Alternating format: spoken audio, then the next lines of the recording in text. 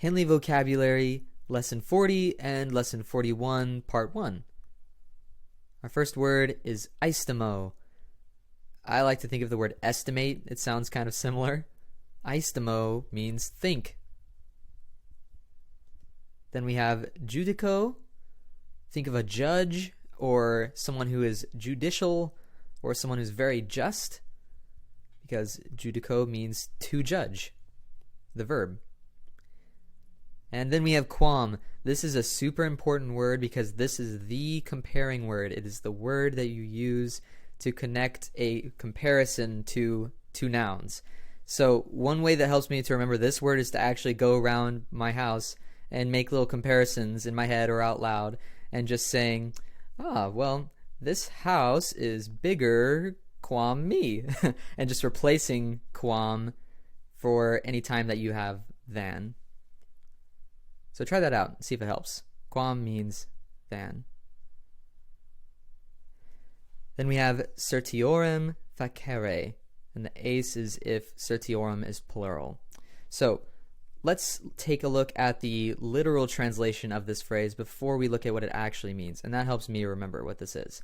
So we have certiorem, which you can probably guess what that means. It means certain. I am certain of this idea. Okay, and then we have facere, which is a word we know, which means make. So here we've been given to make more certain. Certiorem is like a comparative version of the word. So to make more certain, how could we say that in better English? Well, that's what our definition is, to inform. So to inform is to make someone more certain of certain information. Next we have conor, conari, conatus sum. I like to think of someone who's conniving. That's what this word means, the con at the beginning. It makes me think of conniving. Someone who's conniving is trying or attempting to do something devious. Who knows if they'll succeed? Then we have verior, vereri, veritus sum. Think of the word venerable. That's a big word, but it's a word we use when we're attributing awe to someone. So if we say that a king is a venerable person, then we're saying that he has a lot of awe. So verior means fear, actually. So maybe that will help you if you think of the word venerable. Then we have sequor, sequi, secuta sum. Think of the word sequence. If there's a sequence, then one thing follows after the other. Then we have patior, pati, passasum.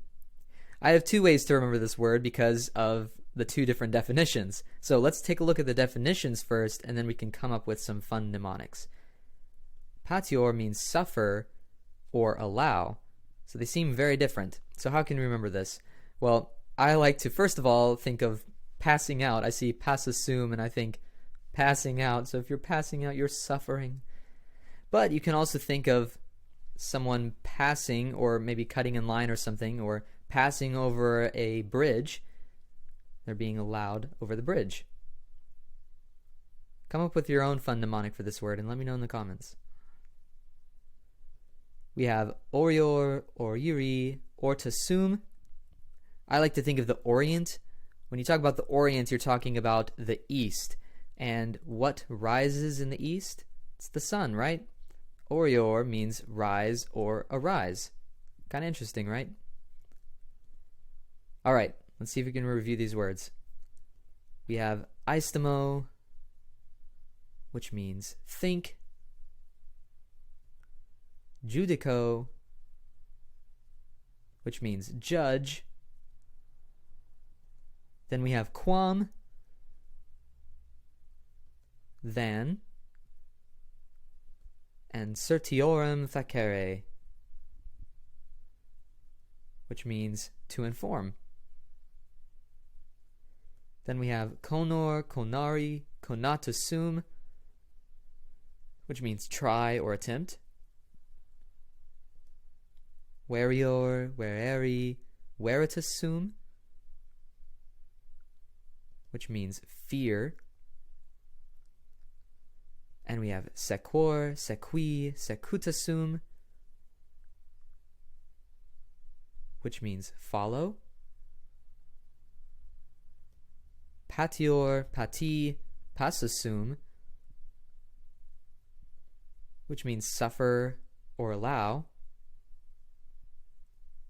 And orior, oriiri, ortasum, which means rise or arise. Great job, guys. We'll continue with lesson 41 in the next video.